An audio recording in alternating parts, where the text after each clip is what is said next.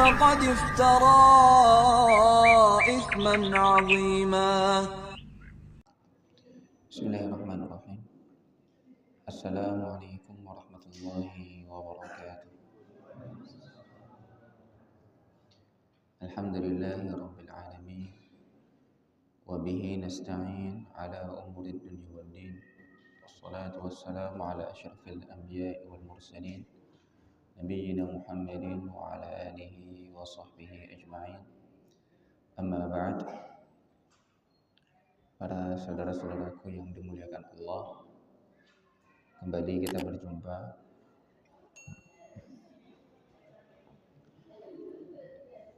atas taufik dari Allah Subhanahu wa taala di masjid yang kita cintai ini. Di salah satu rumah di antara rumah-rumah Allah. Maka kita berharap berkumpulnya kita bisa menambah ketakwaan kita, menambah dan meningkatkan keimanan kita, agar Allah Subhanahu wa taala ridhoi kita dan memberkahi setiap waktu kita. Kita bersyukur kepada Allah Subhanahu wa taala atas segala limpahan karunia yang Allah berikan kepada kita. Di antaranya adalah karunia iman atau hidayah atau taufik dari Allah Subhanahu wa taala. Maka di antara yang patut disyukuri seorang hamba, dia sadar bahwa ketika diri dia di atas kebenaran, di atas ketaatan, di atas ketakwaan, itu adalah karunia yang sangat besar sekali dari Allah Subhanahu wa taala, melebihi karunia apapun di dunia ini. Tak lupa salawat dan salam kita curahkan kepada Nabi kita, Nabi Muhammad SAW, serta keluarga beliau, sahabat beliau, dan juga kepada seluruh umat beliau yang teguh di atas sunnahnya, meniti jalan beliau, yaitu siratal mustaqim, jalan yang lurus, sehingga mereka layak mendapatkan syafaat dari nabinya, Nabi Muhammad SAW. Alhamdulillah, pada hari ini kita akan melanjutkan hadis yang akan kita bacakan, yaitu hadis yang ke-28. Hadis ini diriwayatkan dari salah seorang bernama Al-Irbad ibn Sariyah. An Abi Najih Al-Irbad ibn Sariyah radhiyallahu anhu qala wa'adhana Rasulullah sallallahu alaihi wasallam maw'izatan wajilat minha al-qulub wa dharafat minha al-uyun. Faqulna ya Rasulullah ka'annaha maw'izatu muwaddi' fa'awsina. Qala usikum bitaqwallahi azza wa jal was-sam'i wat-ta'ah wa in ta'ammara 'alaykum 'abdun fa innahu may ya'ish minkum fasayara ikhtilafan katsira fa 'alaykum bi sunnati wa sunnatil khulafa'ir rasyidin al-mahdiyyin wa 'addu 'alayha bin nawajidh wa iyyakum wa muhdatsatil umur fa inna kulla muhdatsatin bid'ah wa kulla bid'atin dhalalah. Rawahu Abu Dawud wa Tirmidzi wa qala hadits hasanun sahih. Hadis ini lumayan panjang. Bahkan di beberapa riwayat lain dibacakan oleh perawi yang meriwayatkan dari Al-Irbad ibn Sariyah lebih panjang dari itu. Disebutkan bahwa ada dua orang laki-laki yang mendatangi Al-Irbad ibn Sariyah radhiyallahu ta'ala. Mereka berdua adalah Abdurrahman ibn Amr as-Sulami dan juga Hujr ibn Hujr atau Hijr ibn Hijr. Dua orang ini mendatangi Al-Irbad ibn Sariyah. Dan sebelum disebutkan riwayatnya, mereka berdua sempat memuji Al-Irbad ibn Sariyah. Kata mereka berdua, Al-Irbad ibn Sariyah atau nama lainnya Abu Najih adalah kana mimman nazala fi wala 'ala alladhina idza ma atauka litahmilahum qulta la ajidu ma ahmilukum alaih. Salah satu ayat yang menjelaskan tentang kejadian perang Tabuk. Waktu itu Nabi Shallallahu Alaihi Wasallam pasukannya disebut dengan pasukan yang kere, Jaisyul Usrah. Karena pada perang Tabuk persediaan peralatan kemudian tabungan Baitul Mal tidak mencukupi. Sampai-sampai diriwayatkan Nabi Shallallahu Alaihi Wasallam menggelar kain beliau dan menawarkan kepada sahabat-sahabatnya siapa yang mau berdonasi, siapa yang mau sedekah untuk membantu perang Tabuk ini. Nah, di antara orang-orang yang ingin ikut perang Tabuk, di antaranya adalah sahabat perawi ini, yaitu Al-Irbad ibn Sariyah atau Abu Najih Al-Irbad ibn Sariyah radhiyallahu taala. Beliau dan beberapa sahabat-sahabat yang lain mendatangi Nabi Shallallahu Alaihi Wasallam. Namun Nabi Shallallahu Alaihi Wasallam terpaksa menolak mereka. Mereka minta ikut, pengen ikut perang. Namun Nabi Shallallahu Alaihi Wasallam menolak mereka. Qulta la ajidu ma ahmilukum alaih. Kata Allah, kamu katakan kepada mereka, aku tidak punya peralatan, kendaraan, dan juga kebutuhan yang bisa membawa kalian untuk ikut perang. Karena memang lagi kurang-kurangnya waktu itu di perang Tabuk. Kemudian para sahabat ini ketika turun ayat ini, mereka menangis. Atau ketika Nabi Shallallahu Alaihi Wasallam menolak mereka, mereka menangis. Subhanallah, nangis karena nggak diajak perang sama Nabi Shallallahu Alaihi Wasallam.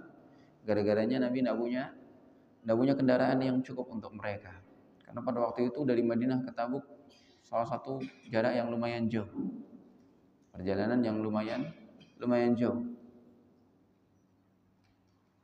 sehingga Nabi Shallallahu Alaihi Wasallam terpaksa menolak mereka karena tidak ada peralatan yang cukup untuk mereka.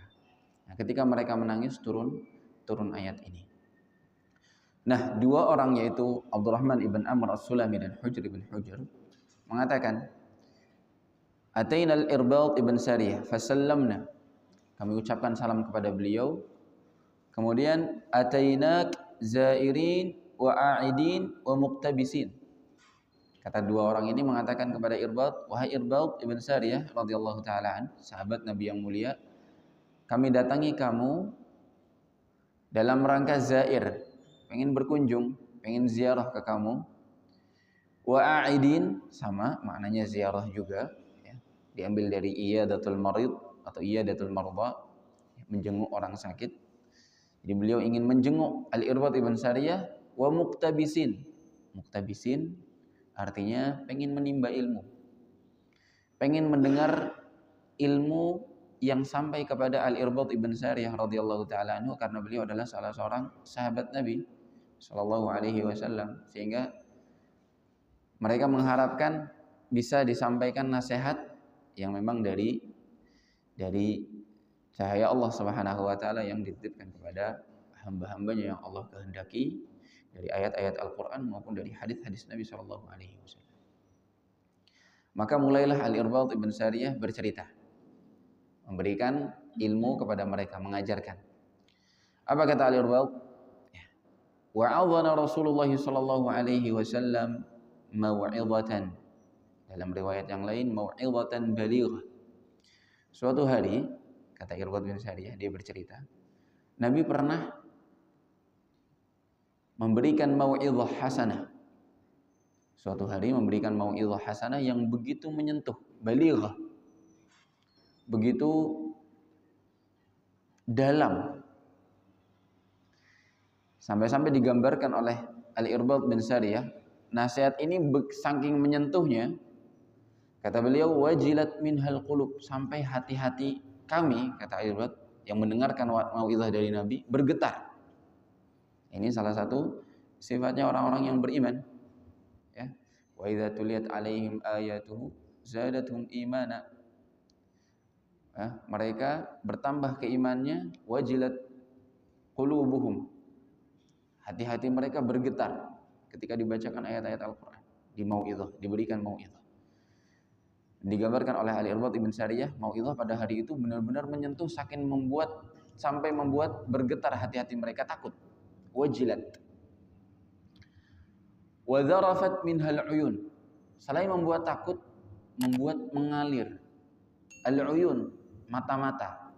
Maksudnya yang mengalir adalah air matanya. Air matanya mengalir. Wa dzarafat minhal uyun. Dan ini salah satu efek dari sebuah nasihat yang disampaikan melalui hati, disampaikan dengan hati, akan sampai ke hati. Ya, salah satu nasihat, wejangan, peringatan ketika disampaikan dengan hati, ikhlas lillahi ta'ala, disampaikan dengan metode yang bagus, ya, disampaikan dengan metode yang bagus, akan mudah terpengaruh yang mendengarkan. Ya, akan mudah terpengaruh yang mendengarkan, dan itu sering terjadi pada kita ketika kita dengarkan khutbah misalnya, sang khatib begitu menggebu-gebu, begitu lembut atau begitu menyentuh kata-katanya, sehingga memang disunahkan seseorang yang memberikan mau'izah, diantaranya adalah khatib, ketika berceramah, ya, ketika berkhutbah, dia tidak asal hanya membacakan teks saja. Tidak asal hanya membacakan kalimat-kalimatnya saja dengan nada yang datar. Ada baiknya seseorang memodifikasi cara dia berbicara. Tujuannya apa? Agar yang disampaikan benar-benar mengena. Agar yang disampaikan benar-benar ngaruh, ngefek ke hati. Ketika menyampaikan tentang surga, ketika menyampaikan tentang neraka, ketika menyampaikan tentang taubat, ampunan Allah, rahmatnya Allah, ketika menyampaikan ancaman bagi orang-orang yang bermaksiat, yang meninggalkan kewajiban, ya, tidak disampaikan dengan biasa. Dan itu yang dicontohkan oleh Nabi SAW.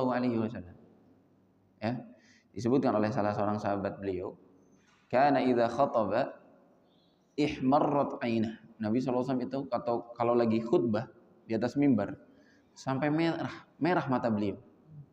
Ihmarrat ainah wa ala sautuh, suaranya keras. Salah satu sunnah khutbah disampaikan oleh para sahabat, Nabi itu kalau khutbah suaranya keras. Tujuannya apa? Biar sampai ke belakang suaranya, ya, nggak ngantuk yang mendengarkan, ya. Diingat Nabi SAW, ala sautuh wahmarrat ainuh ka'annahu munziru jaish. Digambarkan oleh sahabat seakan-akan Nabi itu lagi membakar semangat sebuah pasukan yang mau perang. Benar-benar menggunakan metode penyampaian, cara penyampaian yang tidak biasa-biasa saja. Karena kalau yang biasa-biasa saja mungkin bisa sampai, mungkin bisa mengena.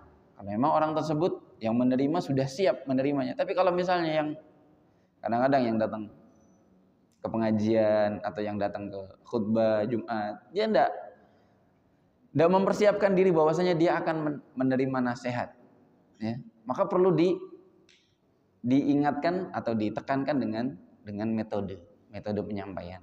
Disunahkan, walaupun tidak wajib, ya, seorang yang penting berkhutbah. Tapi kalau misalnya dia berkhutbah dengan metode nada yang bagus, naik turun nadanya tidak datar, tidak lemas, semangat, ya. Ketika membacakan ayat Al-Qur'an, bagaimana cara membacanya? Ketika membacakan tentang azab, tentang rahmat Allah, tentang surga neraka bagaimana, itu akan menjadi nilai plus. Kenapa? Karena lebih mengena. Seperti yang dicontohkan oleh Irbad bin Sariyah. Beliau menceritakan bagaimana mau'izah pada hari itu begitu menyentuh. Karena dari mulai pemilihan kata-katanya, ayat yang disampaikan, hadis yang disampaikan, ya, metodenya, sehingga membuat hati mereka bergetar, takut kepada Allah, membuat mata mereka mudah sekali meneteskan air mata.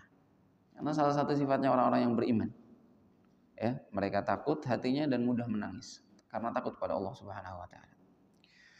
Faqulna, kemudian Al-Irbad Ibn Sariyah yang melihat bahwa Nabi seakan-akan seperti orang yang mau berpisah.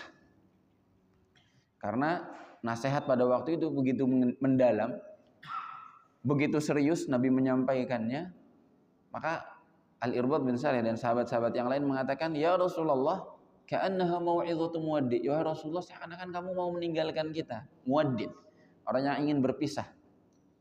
Seakan-akan Nabi mau safar jauh, mau pergi lama, atau Nabi mau meninggalkan mereka, mau wafat dan lain sebagainya. Fa'usina. Maka Irbad bin Sariyah dan sahabat-sahabat yang lain menambahkan, "Ya Rasulullah, maka wasiatkan kepada kami, apa yang penting buat kami? Apa yang perlu kami ketahui?" Seakan-akan ini adalah wasiat dari engkau yang mau pergi jauh, yang mau safar lama, yang mau meninggalkan kami. Nasihati nasihat yang penting. Sehingga nanti jamaah, perhatikan kalimat-kalimat yang akan disampaikan setelah ini adalah kalimat yang begitu penting.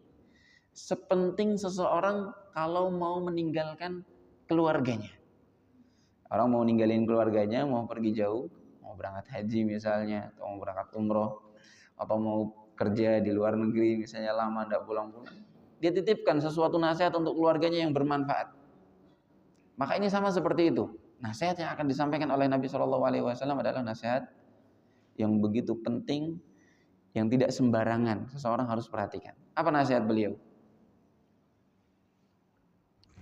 Qal usikum bitaqwallah. Nabi SAW bersabda, aku wasiati kalian untuk selalu bertakwa kepada Allah Subhanahu wa taala. Dan nasihat bertakwa kepada Allah bukan nasihat yang biasa. Bahkan ini adalah seutama-utamanya nasihat. Sebelum nasihat-nasihat yang lain, nasihat nomor 1 adalah nasihat bertakwa kepada Allah Subhanahu wa taala. Seseorang ketika ingat untuk bertakwa kepada Allah Subhanahu wa taala, maka insya Allah amalan-amalan yang lainnya, aspek-aspek yang lainnya akan mengikuti. Karena memang takwa ini satu kata yang begitu universal, ya, yang begitu mencakup semua kebaikan yang diperintahkan dan mencakup semua keburukan yang dilarang untuk dikerjakan, diminta untuk dijauhi. Itulah namanya takwa. Dan takwa ini bukan hanya wasiatnya umat Islam saja, wasiatnya umatnya Nabi SAW saja, bahkan wasiat takwa itu sudah menjadi kebiasaan wasiat-wasiat para nabi-nabi sebelum beliau.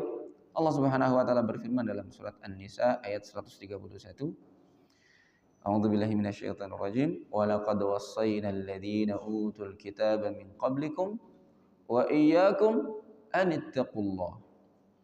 Dan telah kami wasiatkan, kata Allah Subhanahu wa taala, alladzina utul kitaba min qablikum, kepada orang-orang yang diberikan kitab sebelum kalian, sebelum umat Nabi sallallahu alaihi wasallam. Wa iyyakum, dan begitu juga kepada kalian.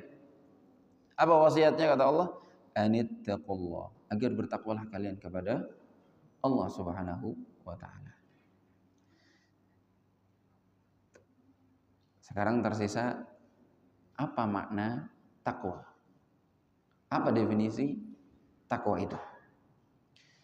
Kalimat takwa, ya, secara bahasa asalnya adalah wiqayah. Takwa dari kata wiqayah. Wiqayah itu tameng, perlindungan, pelindung. Itu namanya wiqayah. Takwa asal katanya dari wiqayah. Makanya ketika Allah Subhanahu wa taala mengatakan anittaqullah, bertakwalah kepada Allah. Hadis Nabi SAW mengatakan ittaqun nar, bertakwalah dari api neraka. Maksudnya adalah seseorang bertakwa dengan cara menjadikan antara dia dengan siksa Allah, antara dia dengan ancaman Allah, antara dia dengan murkanya Allah, dia jadikan wiqayah, pelindung, penghalang, tameng. Tameng ini menghalangi antara dia dengan siksanya Allah, dengan ancaman dan murkanya Allah. Dan bentuk tameng ini adalah dengan cara mengerjakan, melakukan perintah-perintah Allah Subhanahu wa taala dan menjauhi larangannya. Sering kita dengar takwa adalah menjalankan perintah Allah dan menjauhi larangannya. Karena menjalankan perintah Allah dan menjauhi larangannya ini dianggap atau diibaratkan seperti tameng antara kita dengan marahnya Allah, dengan siksanya Allah, dengan neraka. Makanya Nabi SAW mengatakan ittaqun nar walau bisyiqqi tamrah. Bertakwalah kalian, takutlah kalian, buatlah pelindung antara kalian dengan neraka walaupun dengan setengah biji kurma. Maksudnya apa? Walaupun hanya dengan bersedekah, berderma, membagi makanan, berdonasi, meskipun hanya dengan setengah kurma. Seseorang punya makanan satu, kemudian dia dapat ada temannya di sampingnya, tidak bawa makanan, kemudian dia berbagi, dia bagi makanan tersebut. Kalau kurma ya dipotong kurmanya, setengahnya dibagi buat temannya. Kalau roti dibagi rotinya, gorengan atau yang lainnya. Kata Nabi SAW, bertakwalah kepada Allah, takutlah dan jauhilah api neraka walaupun hanya dengan sepotong kurma. Artinya sepotong kurma ini atau sepotong makanan yang kita dermakan, kita jadikan sebagai tameng antara kita dengan neraka. Itu namanya takwa. Selanjutnya ada beberapa definisi dari para ulama. Di antaranya adalah salah seorang salaf namanya Talq ibn Habib. Talq ibn Habib ini pernah mengatakan kepada teman-temannya, sahabatnya, kata beliau, "Idza waqa'atil fitnah fa'atfi'uha bitaqwallah." Kalau terjadi fitnah, konflik, ujian, cobaan, masalah di sekitar kalian, maka padamkan konflik tersebut, perselisihan tersebut, konflik tersebut dengan takwa kepada Allah. Lalu beliau ditanya, "Wa mat taqwa?" Takwa itu apa wahai Talq bin Habib? Beliau mengatakan, "An ta'budallah ala nuri minallah." Dalam riwayat yang lain, "An taf'ala ta'atallah" atau "an tuti'allah." Kamu taat, beribadah kepada Allah.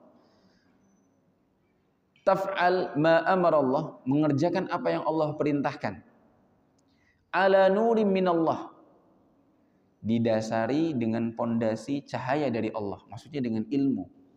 Menjalankan perintah didasari dengan ilmu.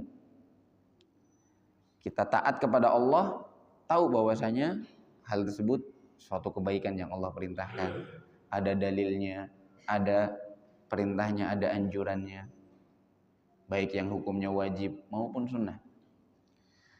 Tarju thawaballah.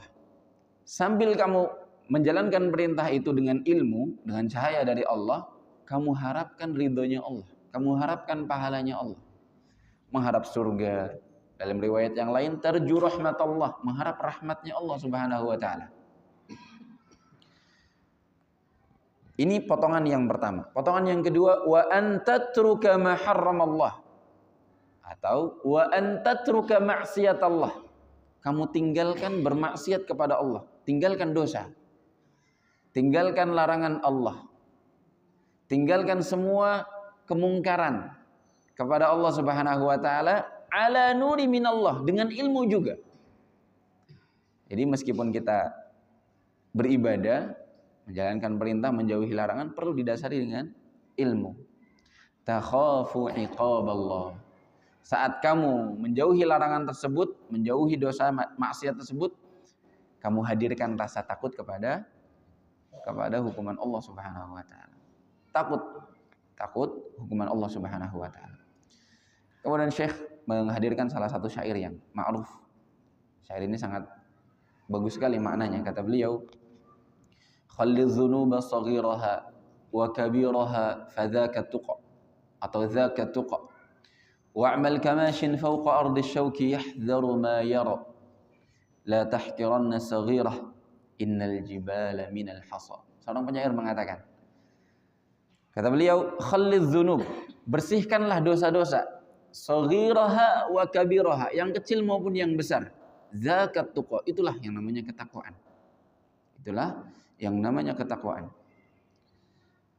Wa'mal kamashin, dan beramallah, patuhlah kepada Allah seperti orang yang berjalan fauqa ardi syauk, berjalan di atas bumi yang penuh dengan duri. Yahdharu ma yara, dia benar-benar berhati-hati. Jangan sampai dia ketusuk duri. Jangan sampai dia jatuh kepada maksiat kepada Allah Subhanahu wa taala. Itu namanya ketakwaan. Jangan sampai dia jatuh kepada dosa kepada Allah. Dan dia sadar. La tahqiranna saghiratan. Kata beliau, jangan kamu remehkan dosa yang kecil. Innal jibala minal hasa. Sesungguhnya gunung itu ibarat kumpulan dari kerikil-kerikil kecil.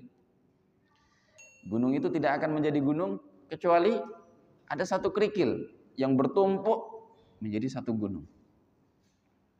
Sehingga seseorang tidak meremehkan sebuah dosa yang kecil maupun yang besar. Dan itulah yang namanya takwa. Kita menjauhi larangan yang kecil maupun yang besar, mengerjakan ketaatan yang kecil maupun yang besar. Nabi SAW juga pernah mengatakan, at-taqwa hahuna. Kata beliau, takwa itu ada di sini, sambil menepuk dada beliau. Artinya takwa itu ada di hati. Ya, seseorang ketika menjalankan perintah dan menjauhi larangan, dia menghadirkan rasa takut dan rasa harap dia di dalam hati dia. Dia benar-benar mengharap ridhonya Allah, mengharap pahalanya Allah, mengharap surganya Allah. Dia benar-benar takut akan siksanya Allah, takut murkanya Allah, takut neraka. Itu namanya takwa. Ini wasiat Nabi SAW yang pertama, wasiat bertakwa. Yang kedua, was-sam'i wat-tha'ah. Jangan lupa kalian harus as-sam', mendengar, wat-tha'ah, dan mentaati, mendengar dan mematuhi. Kepada siapa? Kepada waliul amr maksudnya. Dalilnya apa? Kalimat setelahnya. Kata beliau, wa in ta'ammara 'alaikum abdun. Meskipun yang memerintah kalian, meskipun yang menjadi pemimpin kalian, yang menjadi amir adalah seorang abd, budak, hamba sahaya.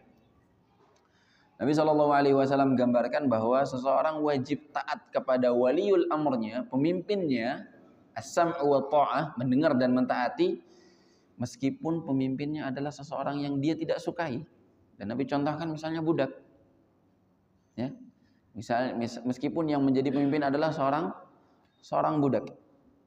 Dan orang rata-rata pengen yang menjadi pemimpin adalah yang derajatnya di dunia di mata manusia tinggi juga. Rata-rata orang seperti itu. Wajar orang nggak pengen diperintah kecuali orang yang levelnya lebih tinggi. Ya. Nah, makanya di sini Nabi SAW berikan contoh yang paling rendah, yaitu abdun. Meskipun kata beliau yang memerintah kalian adalah seorang budak, kalian tetap harus mentaati, mendengar dan mematuhi pemimpin kalian. Dalam riwayat yang lain ada tambahan Habasyi. Wa in ta'ammara 'alaikum 'abdun Habasyi. Meskipun yang memerintah kalian seorang budak dari Habasyah, budak Ethiopia. Karena mungkin dianggap mereka termasuk golongan yang paling rendah.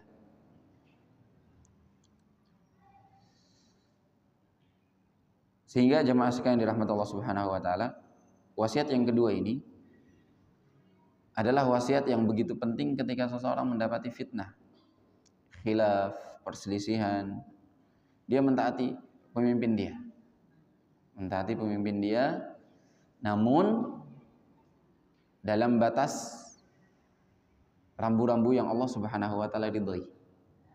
Ya. Karena dalam riwayat yang lain disebutkan la ta'ata li makhluq fi ma'siyatil khaliq. Tidak boleh taat kepada seorang makhluk dalam rangka bermaksiat kepada sang khalik, yaitu Allah Subhanahu wa taala.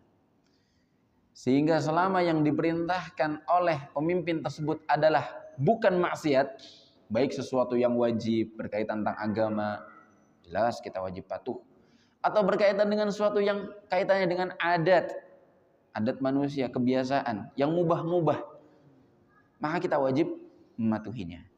Kita wajib mematuhinya. Kenapa? Karena di dalam kepatuhan tersebut ada maslahat.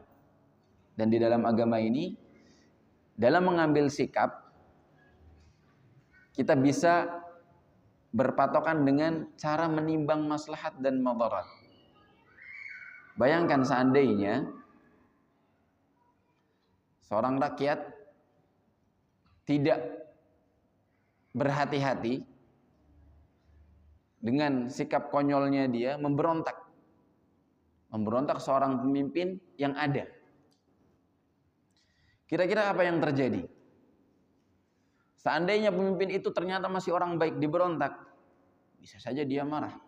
Apalagi kalau pemimpin tersebut bukan orang yang baik misalnya. Dia punya kekurangan ya, dari akhlaknya dia, mungkin dari agamanya dia. Maka dengan memberontak ini, dengan tidak mentaatinya ini, bisa saja menimbulkan masalah yang lebih besar, mafsadat yang lebih besar. Dan itu terjadi nyata, ada faktanya dalam sejarah. Terjadi dalam negara-negara yang lain. Ketika sebuah komunitas kelompok masyarakat memutuskan untuk melawan pemimpinnya. Pemimpinnya punya power. Ya. Mudah saja sang pemimpin ketika dia diberontak, dia marah, katakan udah bunuh semuanya. Jelas ini adalah madarat yang lebih besar. Apalagi ketika terjadi perlawanan tersebut, ada beberapa orang yang tidak bersalah, tidak berdosa, ikut kena imbasnya. Ini madarat-madarat yang lebih besar. Sehingga seseorang diusahakan sebisa mungkin. Ya, ketika memang tidak ada dosa, maka dia patuhi pemimpinnya. Tidak ada dosa, dia patuhi pemimpinnya. Dan tentu ini dikembalikan kepada kemampuan masing-masing. Dan Nabi Shallallahu Alaihi Wasallam contohkan di sini adalah meskipun budaknya tidak kalian sukai.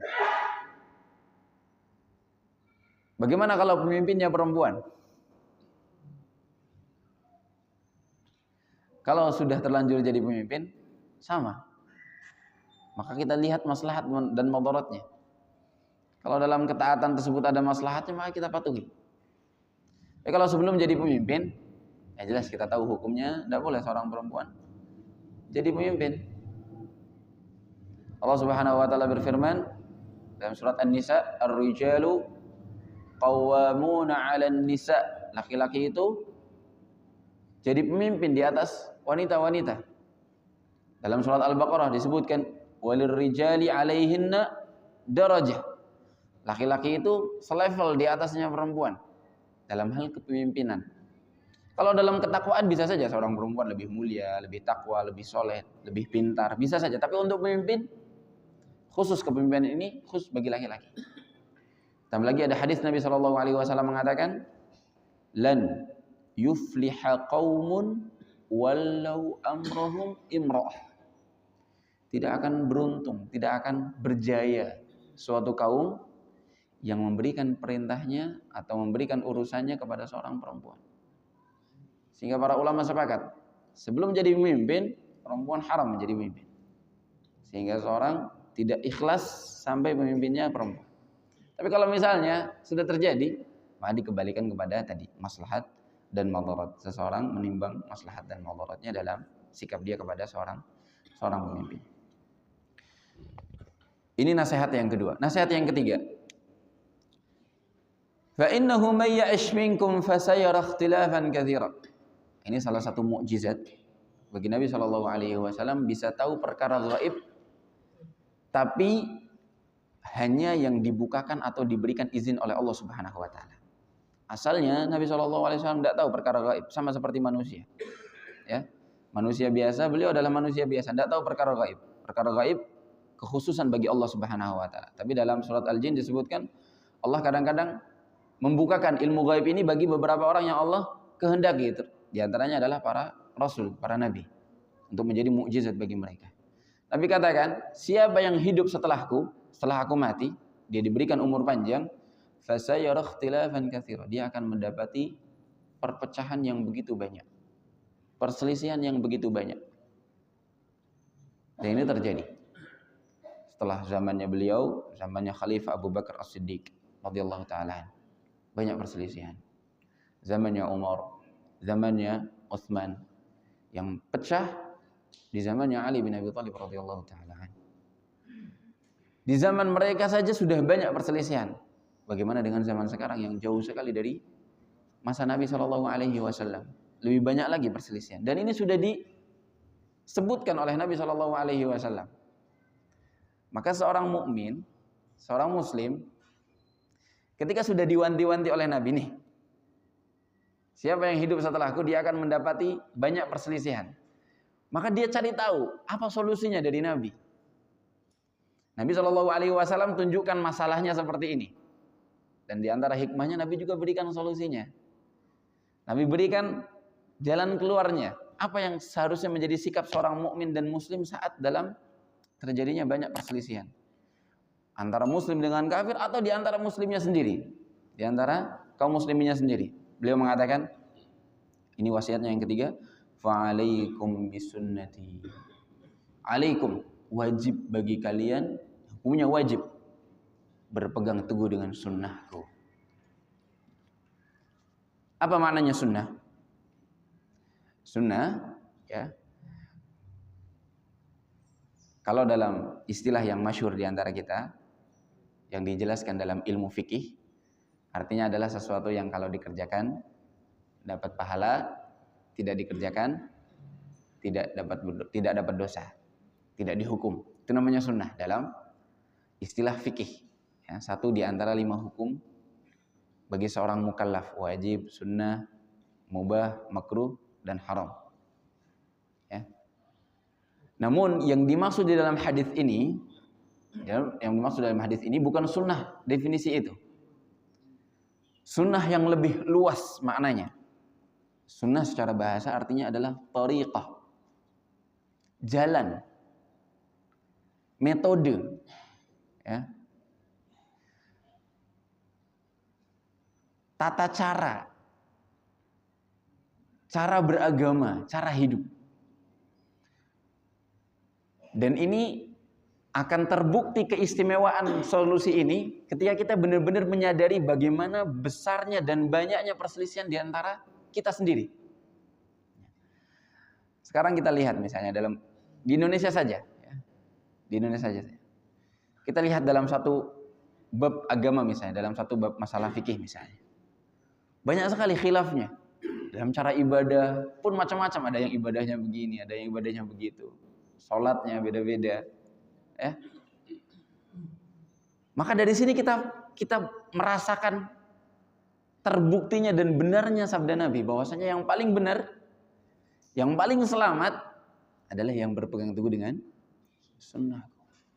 Sehingga seseorang ketika mendapati banyak perselisihan kok bingung dia, ragu-ragu, mana yang benar nih? Yang A, yang B, ya, ormas A, ormas B dan seterusnya. Mana yang benar? Gampang. Mana yang paling sesuai dengan sunnahnya Rasulullah SAW? Maka sunnah di sini adalah ma uthira 'anil Nabi sallallahu alaihi wasallam min qaulin aw fi'lin aw taqrir.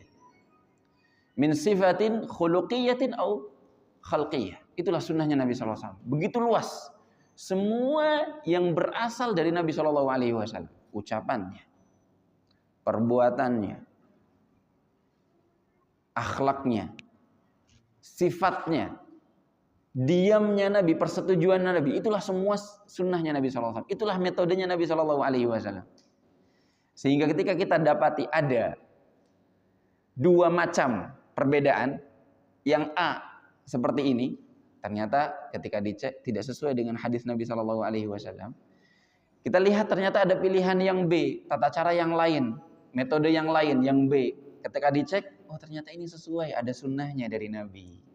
Ada hadisnya dari Nabi. Ada contohnya dari Nabi SAW. Maka kita langsung memahami mana yang benar, yang B, yang sesuai dengan sunnah Rasulullah SAW. Dan ketika seseorang paham betul mana yang benar, dia nggak mudah bingung, nggak mudah bimbang, ya. Ketika dia melihat misalnya di Indonesia begitu banyak macam-macam kelompok, macam-macam organisasi, lembaga, maka dia langsung menganggap oh itu hanya nama-nama saja. Mereka muslim semuanya, alhamdulillah. Mereka sholatnya sama, alhamdulillah. Namun di antara mereka, dari tata cara ibadahnya satu sama yang lain, mudah. Cari yang paling benar, bukan namanya, tapi tata caranya. Mana yang paling sesuai dengan sunnah Rasulullah SAW. Dan bukan mesti yang benar harus hanya satu, tidak mesti. Ya, atau yang sesuai dengan sunnah Nabi nggak mesti hanya satu. Kadang-kadang kita bingung harus memilih mana yang benar. Padahal bisa saja dua-duanya benar ketika dua-duanya ada contohnya. Ketika dua-duanya ada hadisnya dari Nabi SAW, maka kita tidak perlu merepotkan, tidak perlu mempermasalahan ini kelompok A, ini kelompok B, ini ormas B. Ketika dua-duanya punya dalil, punya contoh dari Nabi SAW, ya sudah silahkan pilihan. Mana yang mau dipakai? Dua-duanya benar. Kadang-kadang orang bingung misalnya, sholat mana yang benar? Takbirnya misalnya sejajar dengan telinga atau sejajar dengan pundak misalnya. Atau dalam sedekap misalnya, sedekapnya di mana? Di dada, di perut, atau di antara dada dan perut. Atau yang lebih masyhur lagi dalam membaca bismillah ketika salat jahriyah, imamnya bagusnya mana yang benar? Jahriyah atau sirriyah ketika mengucap bismillah? Ketika seseorang belajar ilmu, dan ini pentingnya mencari ilmu, pentingnya ngaji, pentingnya dengarkan hadis-hadis Nabi, ayat-ayat Allah, belajar fikih, belajar ilmu-ilmu yang lain. Ketika orang berilmu, mudah bagi dia, oh ternyata dua-duanya benar, ternyata dua-duanya ada. Ada hadisnya yang menyebutkan Nabi tidak membaca bismillah, atau bukan tidak membaca ya, membaca tapi mensirkan, meringankan bahasanya, suaranya. Ada hadis juga yang mencontohkan bahwasanya Nabi SAW menjaharkan, oh berarti dua-duanya benar. Ketika orang tahu ilmunya, tahu hadisnya, dia nggak mudah bingung. Inilah terbukti solusi dari Nabi. Karena Nabi sudah wanti-wanti, siapa yang hidup setelahku dia akan melihat perbedaan yang banyak. Ketika dia tahu ilmunya, tahu sunnahnya, dan ini pentingnya ngaji, maka mudah bagi dia untuk menilai mana yang benar, mana yang salah, tidak mudah bingung bagi dia.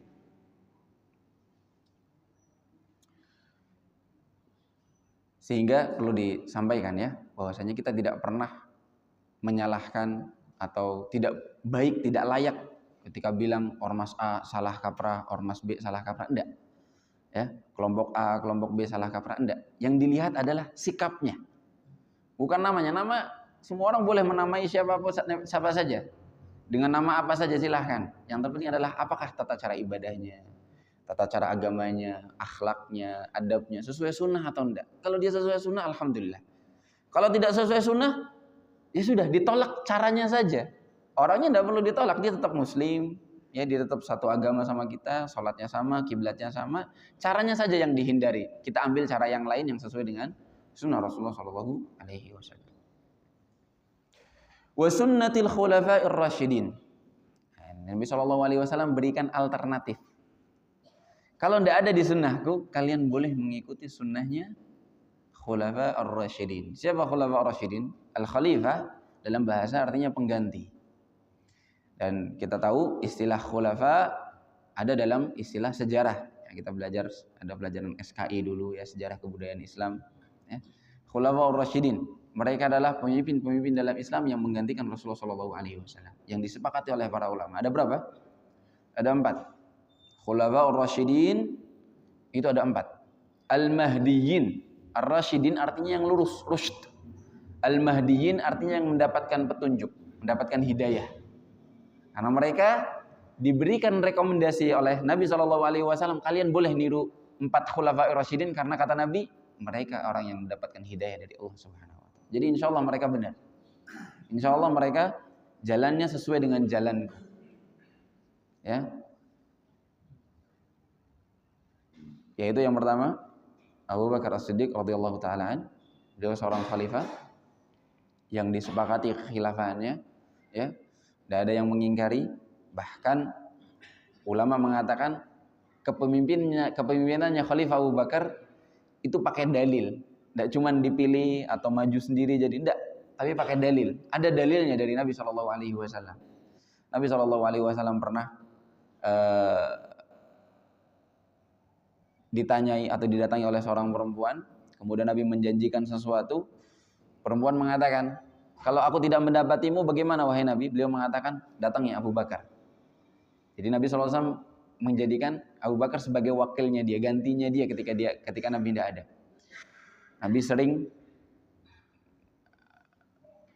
meminta Abu Bakar di akhir-akhir masa hidup beliau, ya, ketika beliau sakit, ya, susah untuk mengimami jamaah, beliau minta siapa Abu Bakar yang menjadi khalifah. Dan kesempatan-kesempatan yang lain yang menunjukkan bahwasanya Abu Bakar As-Siddiq radhiyallahu taala menjadi khalifah atas keinginan dari Allah Subhanahu wa taala dan juga Rasulnya. Nabi SAW mengatakan, wa ya'ballahu wa rasuluhu wal mu'minun illa Abu Bakar. Ya. Memang Allah dan Rasulnya dan seluruh kaum mukmin pengen Abu Bakar jadi khalifah setelah Nabi SAW. Kita lanjutkan sedikit insyaallah setelah adzan.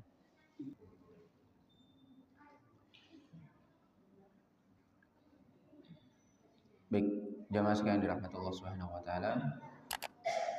Setelah Abu Bakar ada Umar Ibn Khattab radhiyallahu taala, Utsman bin Affan radhiyallahu taala, kemudian Ali bin Abi Thalib radhiyallahu taala. 4 khalifah rasyidin ini kita dibolehkan dan dianjurkan mengikuti sunnah mereka. Mengikuti sunnah mereka. Nah, jamaah sekalian dirahmati Allah Subhanahu wa taala, sebelum lupa, sunnah ini lebih umum, ya. Karena tadi maknanya adalah semua yang berasal dari Nabi Shallallahu alaihi wasallam. Dalam cara beribadah, akhlak, adab, muamalah, ketika dicontohkan oleh Nabi itu adalah sunnah. Sehingga masuk dalam kategori ini semua yang wajib maupun yang hukumnya sunnah. Karena kadang-kadang ada yang hukumnya wajib harus diikuti, ada yang hukumnya hanya sebatas sunnah. Nah, semua ini masuk dalam definisi sunnatu Nabi Shallallahu alaihi wasallam, sunnahnya Nabi Shallallahu alaihi wasallam. Jadi dalam sunnah itu ada yang wajib, ada yang hukumnya sunnah dalam istilah fuqaha atau istilah ahli fikih. Kata Nabi Shallallahu alaihi wasallam, "Addu 'alaiha bin nawajid." Gigitlah. Berpegang teguhlah dengan sunnah tersebut. Gigitlah dengan gigi geraham kalian. Ini adalah ungkapan kiasan dari Nabi untuk orang itu benar-benar berpegang teguh dengan sunnahnya Nabi, tidak meremehkan, tidak sembarangan. Sampai-sampai gambarkan gigit dengan gigi geraham kalian. Artinya jangan sampai dilepas sunnah Nabi ini. Kalau lepas, siap-siap kamu akan tenggelam dalam khilaf, dalam keraguan, dalam kebimbangan, dan dalam hal yang akan disebutkan oleh Nabi dalam penutup hadis ini. Kata beliau, wa iyyakum wa muhdatsatil umur. Iyyakum dalam bahasa artinya adalah jauhilah. Dan jauhilah bagi kalian wa muhdatsatil umur, perkara-perkara yang baru. Fa inna kulla muhdatsatin bid'ah. Kata beliau, setiap perkara baru disebut dalam agama adalah bid'ah. Kalimat bid'ah secara bahasa sesuatu yang baru yang tidak ada contohnya sebelumnya, tidak ada misalnya, itu namanya bid'ah. Makanya Allah Subhanahu wa taala disebut al-mubdi'. Karena Allah menciptakan langit dan bumi yang sebelumnya tidak ada contohnya. Inilah ciptaan Allah. Namanya mubdi'. Ya. Kalau dalam bahasa kita mungkin kreasi, kreatif. Namanya kreatif, itu belum ada contohnya. Orang kreatif bikin sesuatu yang benar-benar baru. Bukan inovasi ya. Kalau inovasi itu sesuatu yang ada tapi dimodif, itu namanya inovasi. Tapi kreasi adalah sesuatu yang benar-benar pertama kali, itu namanya kreasi. Orang kreatif. Ya. Nah, kata Nabi SAW, setiap sesuatu yang baru dianggap bid'ah. Wa kullu bid'atin dhalalah.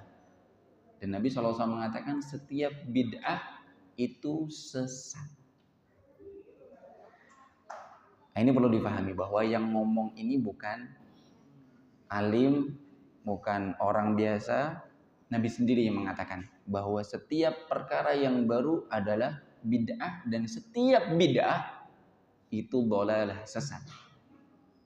Setiap bid'ah adalah dhalalah. Ini Nabi SAW yang mengatakan, dan kita sebagai seorang mukmin dengar ucapan Nabi yang keluar dari wahyu, bukan dari hawa nafsu, percaya bahwasanya semua bid'ah adalah sesat.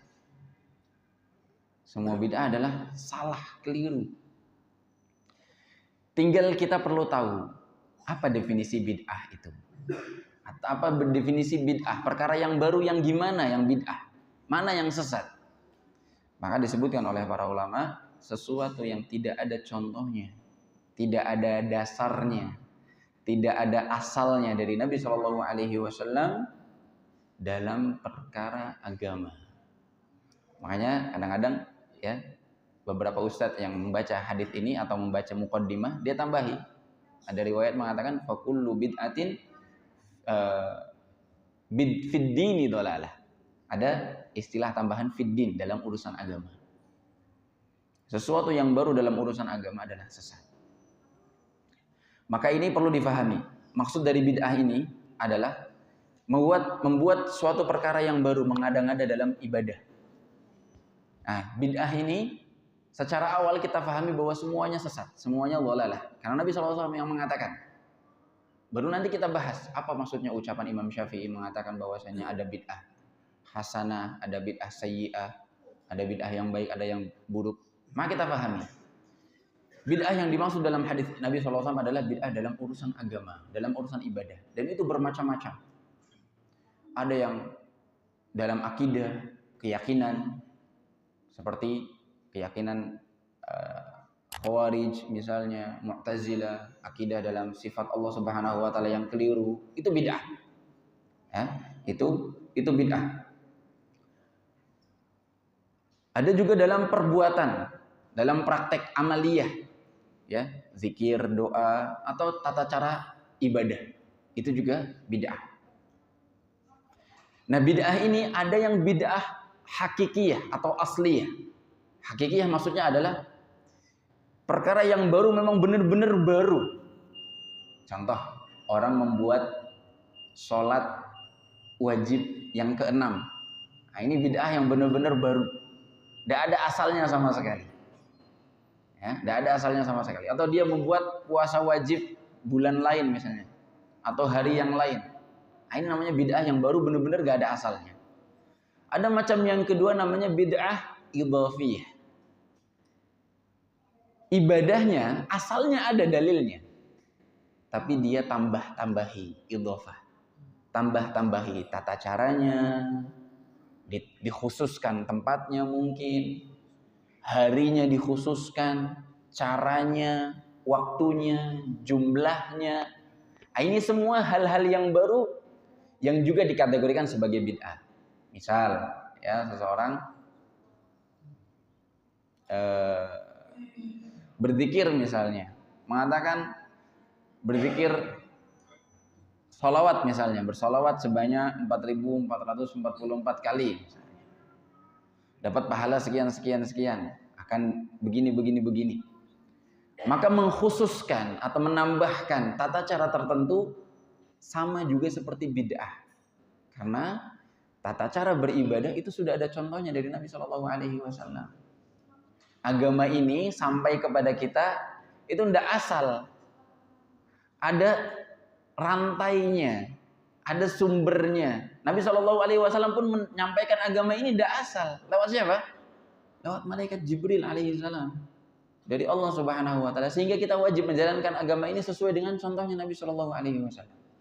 Maka seseorang yang meninggalkan sunnah, maka bisa saja dia jatuh dalam urusan bid'ah. Sehingga seseorang, ini sebenarnya pembahasan bid'ah luas sekali, ya, sangat luas sekali.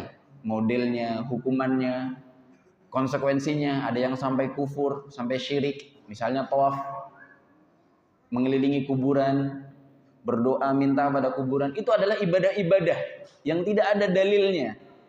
Dan paling parah sampai dalam kufur, bisa syirik. Ya, ada yang hanya sebatas dosa besar, ada yang hanya sebatas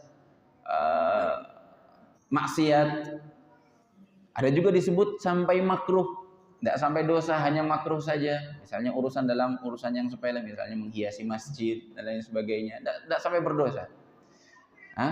Maka ini perlu difahami. Namun patokannya adalah kita mencoba dalam urusan agama ada sumbernya, ada contohnya dari Nabi SAW. Ketika tidak ada, maka kita coba tinggalkan. Namun sesuatu yang tidak ada bagi kita bukan berarti tidak ada, benar tidak ada. Bisa jadi tidak ada karena kita tidak tahu. Yang perlu disampaikan sehingga kita tidak semata-mata sekonyong-konyong mengvonis ini bid'ah, tidak. Kadang-kadang bukan nggak ada, tapi kitanya yang masih bodoh, nggak tahu dalilnya. Nah, maka perlu belajar, perlu menuntut ilmu. Yang terakhir, ya, kenapa disebut ada bid'ah hasanah, bid'ah dhalalah? Maksudnya adalah Imam Syafi'i mengatakan ada bid'ah yang hasanah karena dianggap bid'ah secara bahasa, secara adat atau secara bahasa. Beliau mencontohkan adalah salat tarawih berjamaah. Salat tarawih di zaman Nabi SAW pernah 1 hari, 2 hari, 3 hari, hanya 3 hari saja berjamaah di masjid. Setelah itu Nabi tinggalkan. Jadi di zaman Nabi setelah itu tidak ada salat tarawih jamaah. Di zaman Abu Bakar pun tidak ada. Nabi pernah ditanya kenapa tidak keluar wahai Nabi, tidak salat jamaah, salat tarawihnya, kata beliau, akhaf an tufrada alaikum. Anak takut nanti jadi wajib bagi kalian. Makanya berhenti. Nah, di zaman Umar bin Khattab ketika beliau melihat kok orang-orang salat tarawihnya sendiri-sendiri, kacau, berisik, tidak khusyuk, maka beliau kumpulkan jadi satu lagi dengan berjamaah. Nah, Imam Syafi'i mengatakan, Umar bin Khattab radhiyallahu mengatakan, nikmatil bid'atu hadhi. Inilah sebaik-baik bid'ah. Nah, di sini maksudnya bid'ah secara bahasa, sesuatu yang baru, tapi bukan berarti baru benar-benar baru, tidak ada contohnya. Ada contohnya dari Nabi. Nabi pernah melakukannya. Dan Umar menghidupkan lagi sunnah ini yang pernah dicontohkan oleh Nabi SAW. Bukan bid'ah yang disebutkan dari hadis Nabi SAW, bid'ah yang sesat dalam urusan agama yang memang tidak ada contohnya sama sekali. Sehingga kita perlu berhati-hati. Wallahu ta'ala a'lam bishawab. Tutup dengan doa kafaratul majlis. Subhanakallahumma wa bihamdik. La ilaha illa anta astaghfiruka wa atubu ilaik. Barakallahu fiikum. Assalamualaikum warahmatullahi wabarakatuh. ومن يشرك بالله فقد افترى إثما عظيما